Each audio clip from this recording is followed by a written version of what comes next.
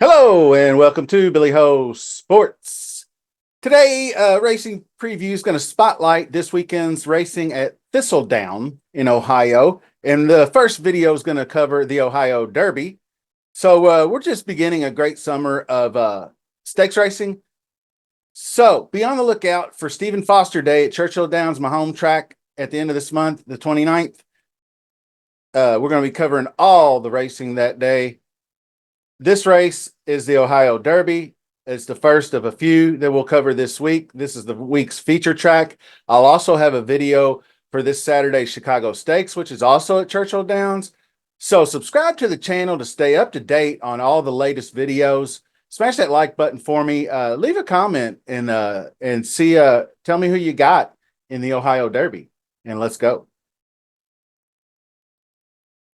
Ohio Derby is going to be 1 1.125 miles on the dirt for 3-year-olds. A field of 10, number one, Frizzante, is trained by Greg Sacco and ridden by Isaac Castillo. And 3-year-old gelding by Vino Rosso just missed in a 1 mile allowance race, most recently at Parks. Ran his best speed number in that one, but he's going to need another huge race in this one, in my opinion, to compete.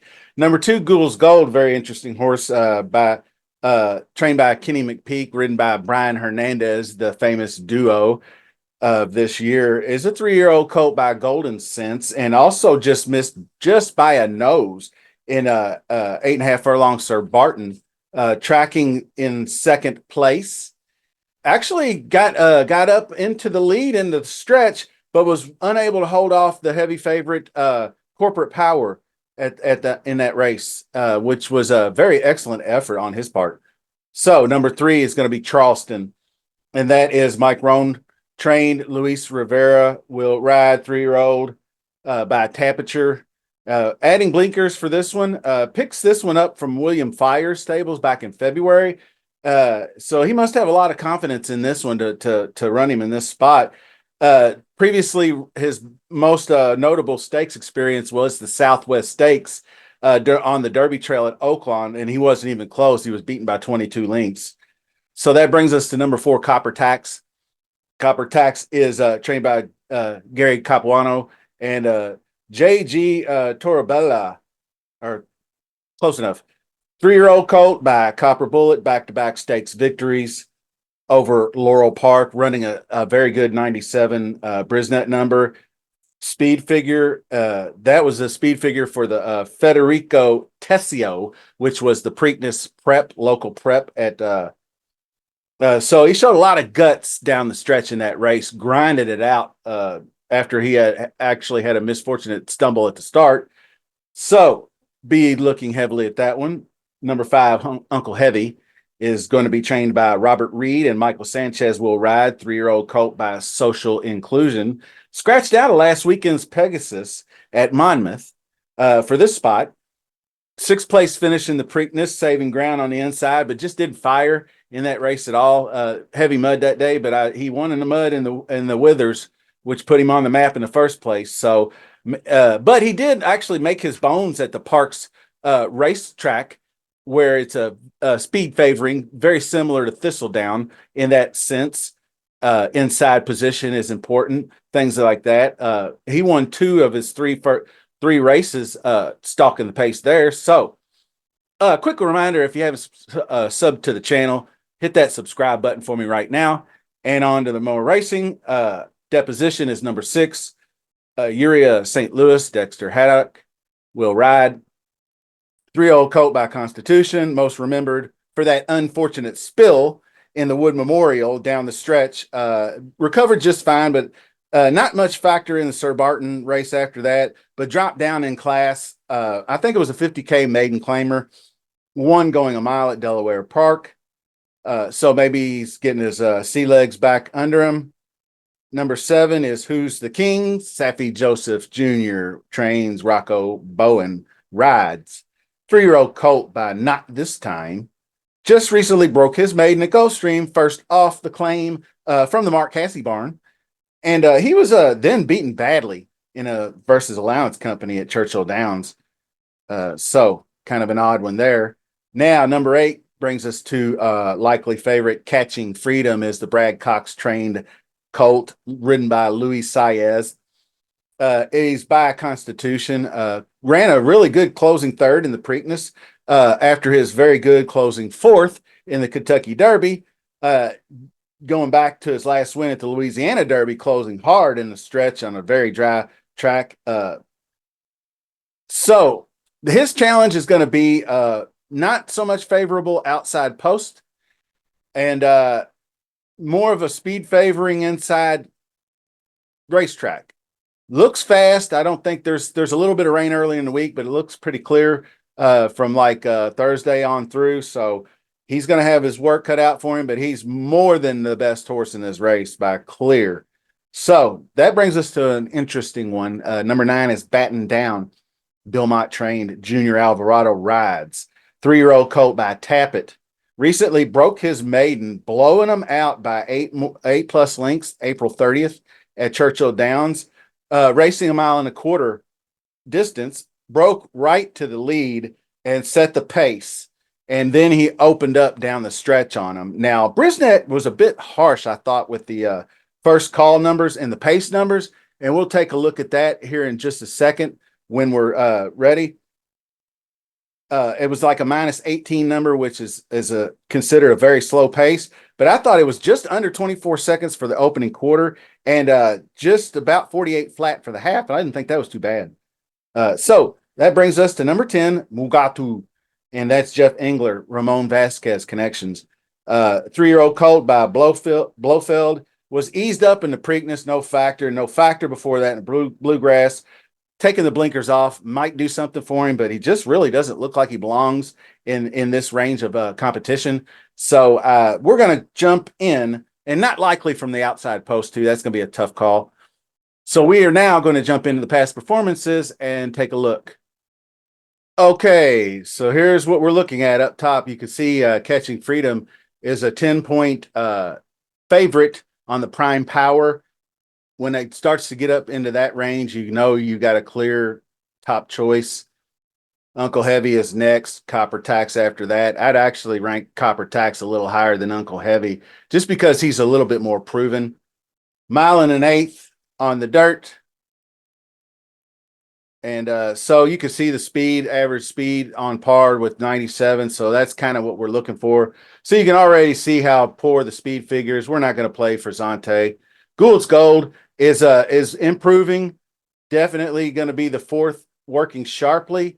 I thought this effort in the Sir Barton on the muddy track on Pimlico Day was excellent. Almost got there. Might be a little bit faster on or better on a fast track. Golden Sense was a good sprinter. Charleston is the third horse. You can see the speed figures were blinkers on, not going to do him any good. Copper Tax, 97 in the win at the Federico Tessio. So poor greatest stakes for Capuano, but you never know. They don't win until they do, right? So he's got some pretty good records, but this is going to be a step up in class for him. So, I forgot to mention if this is a grade 3. Okay.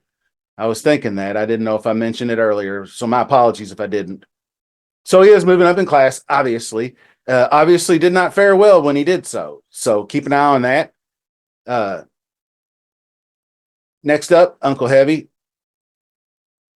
You can see his past couple of results, probably a little bit in over his head. So dropping down back into grade 3 company is going to do him a lot of good.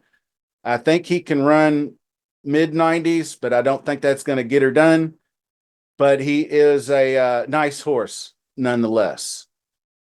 Deposition is the one that ran this 90, but I just don't see it yet. He'd have to show it to me. Be honest with you. Who's the King? Same here. 83s, speed figures just not there. Allowance company, no stakes experience. Nothing much really to look at here. Now here's Catching Freedom. And the only it's not even really a knock because he can be up closer to the pace. You see, if he's up in mid pack and not like dead last. He doesn't have to come from dead last, right? I know it says he's a sustained closer, but if he's up in the first call, second call, up close, then he's just that's the kind of the effort I think Luis Saez is going to give him. Brad Cox definitely knows the game plan better than most. So I think he overcomes the outside poor win percentage. And you can see that there. And he's got the highest rate, 102 in the last race, ran a 100 in the Louisiana Derby. By far the best. This was the most intriguing one to me. Batting down the hatches. Obviously, Bill Mott, trainer, jockey, good connections there. 21% greatest stakes, early speed, which is favorable. Is moving up in class and hasn't raced in 53 days, but and is on the outside post, so it will be tough for him to get out to the lead. But I think that he's made the step up very nicely to get to the maiden K or maiden win there. That's going a mile and a quarter, so he's actually backing up in distance. I always like a little bit of cutback when they run these big races, and he really didn't go all out in this one. You can see the minus 18 there, like I pointed out to you earlier, and then the minus 10, which is slow. Minus 4 is considered slightly on the slower side, but average. So that's very, very slow paced considering on Brisnet numbers. But I thought a 48 half mile and ran a 112 3/4 for a mile and a quarter. I don't know. I'm not really sure I understand that one completely. I could see getting a minus 18 if it was a 50 or a 51 for the half. But other than that, Mugatu, like I said, nah, not doing it. Okay, so to finalize selections and all, like I said, I do believe Catching Freedom. We'll be chasing them down the stretch. Copper Tax, Uncle Heavy doing similarly. All three of those could be in the mix. The wild card is going to be Gould's Gold, I think, and Batten Down. Those two are likely to be in there as well. I'm really interested to see what Batten Down can do as just kind of just breaking his maiden and improving every race. I like horses on the improve when they get into the summer like that. So that looks good. I think he could be in there. And I thought of an interesting trifecta where I was going to take like single Catching Freedom on top, and then maybe take a three banger with like Copper Tax, Uncle Heavy, and Batten Down. Maybe even Gould's Gold, like 1, 4, and then all underneath, something of that nature. But Catching Freedom is going to be very, very difficult to make a win bet on because I'm thinking 3 to 5, maybe 1 to 5, something like that. So that's what you're going to be up against. So trying to find some kind of single, especially in pick fives and like that, will be the way to go. So appreciate you watching. If you enjoyed the video, once again, please subscribe to the channel and give us a like if you haven't done that either. We always like that. And be on the lookout for more content. I'm going to do the Chicago Stakes this week and some other stakes races at Thistledown. And then in the future, there will be Stephen Foster Day coming up next week following. So stay tuned. See you soon.